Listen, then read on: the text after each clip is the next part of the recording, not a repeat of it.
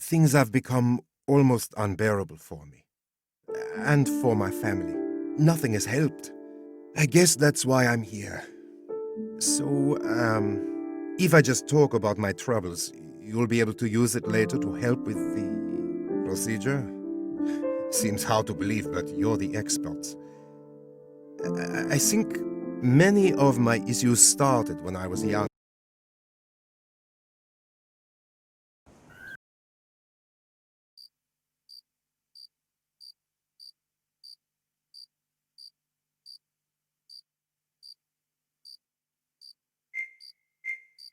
Welcome to Neuroprober Training.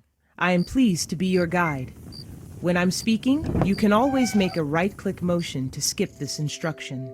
Whether you are speaking with the client directly or neuroprobing within their mind, it is always imperative to listen. You'll find that every detail of the subconscious is trying to tell its story. In the case of our clients, it's often the forgotten story of the trauma they experienced. Some parts of the patient's memory may have become confused or corrupted by the conscious mind's attempts to reconcile or cover up the truth of what happened to them. However, if you look closely and carefully in the right places, you will find that the truth will ultimately.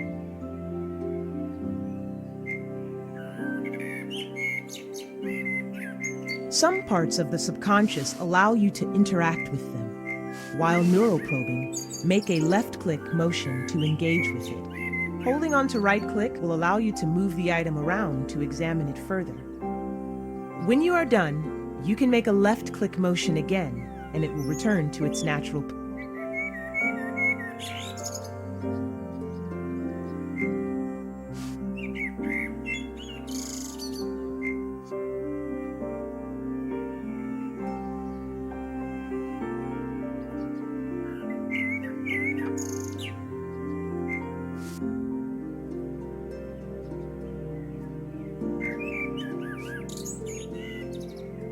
While neuroprobing, you will encounter objects that look like photographs.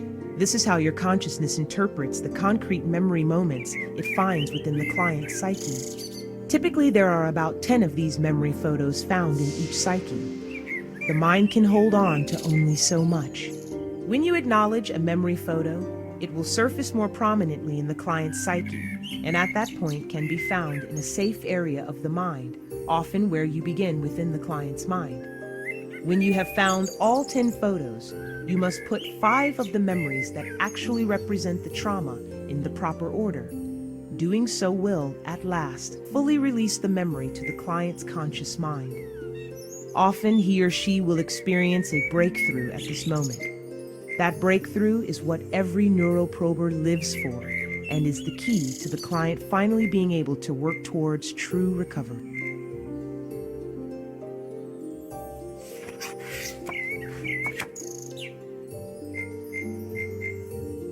When you acknowledge a memory photo, it will surface more prominently in the client's psyche, and at that point can be found in a safe area of the mind. The most important thing you do as a neuroprober is find and acknowledge these photos. However, this is easier said than done. While some photos are freely available in the subconscious, others are buried deeply within and will need to be coaxed out.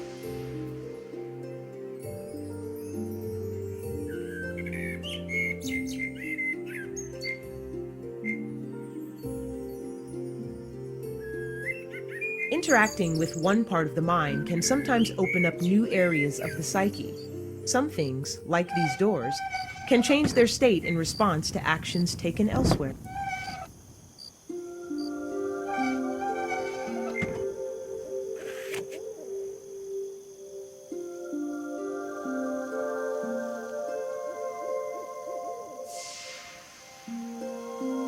The subconscious doesn't take kindly to intruders, and will take every opportunity to feed off of any sensations of anxiety or tension you offer to it.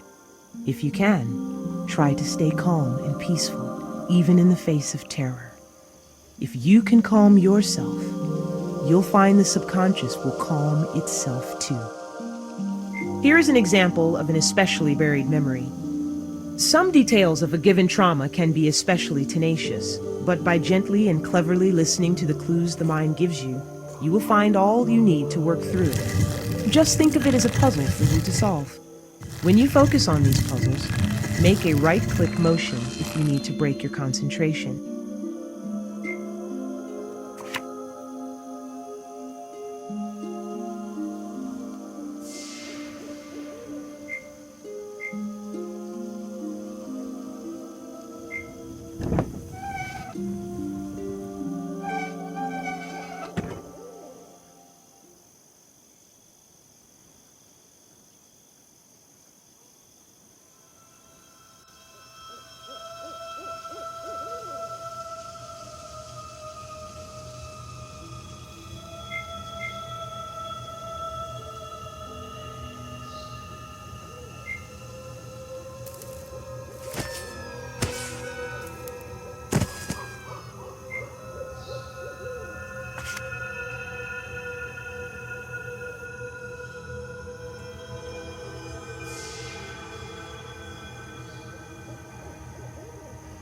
While neuroprobing, your consciousness is lost deep inside the subconscious mind of the client.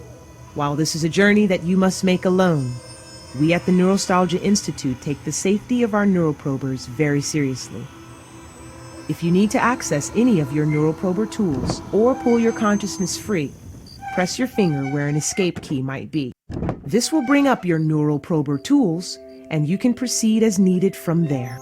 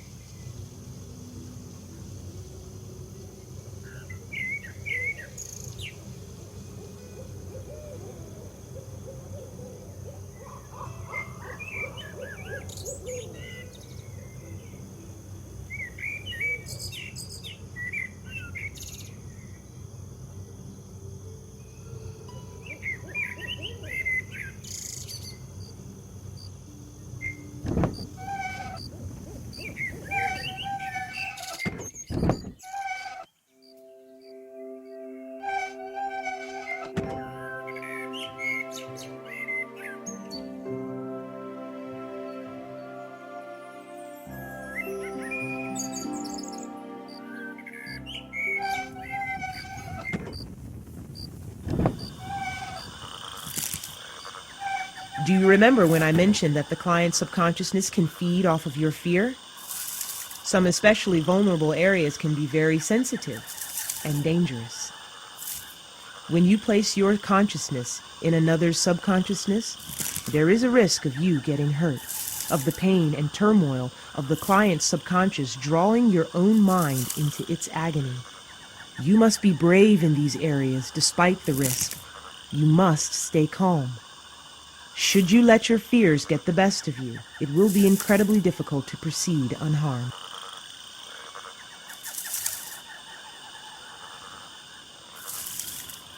You can even pick up and walk around with some objects. To do so, interact with it, and then start walking while holding on to it.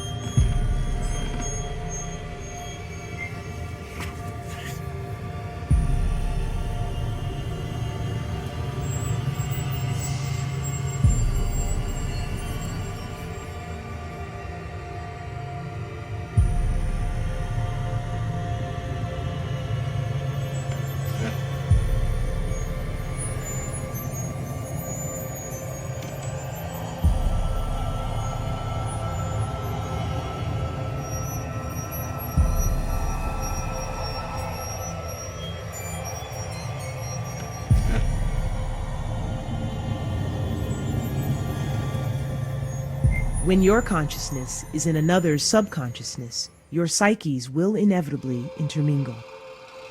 Just as the client's mind can affect you, you will see parts of yourself reflected in the mind of the client. Tread lightly and tread carefully.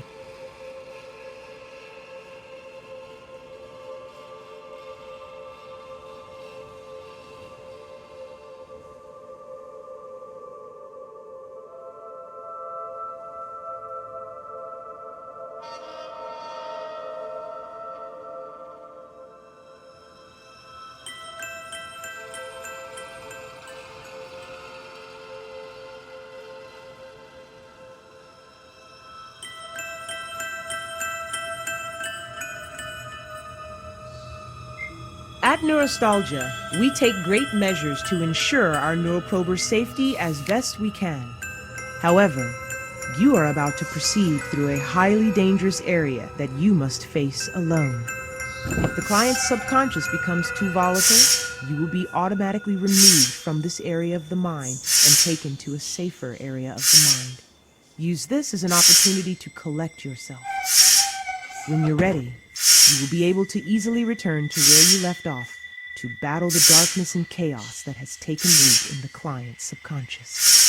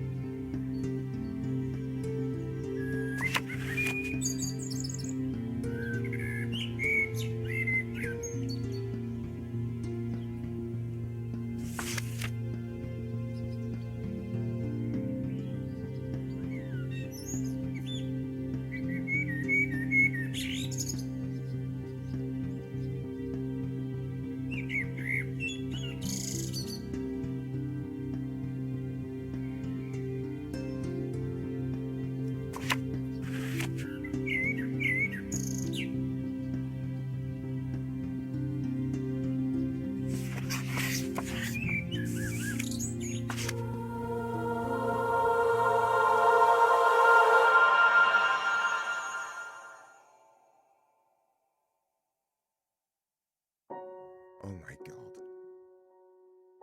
Oh my God. It's all rushing back to me. It's so awful, and I don't want to remember, but yes, I now know the face of my demon. My sister and we were taken out into the woods by my stepmother for one of her nighttime walks. We'd usually find our way back by leaving a trail of whatever we could grab before the walk. Marbles, pieces of paper, even pebbles. However, one night, she took us deep, deep into the woods. We brought some bread to leave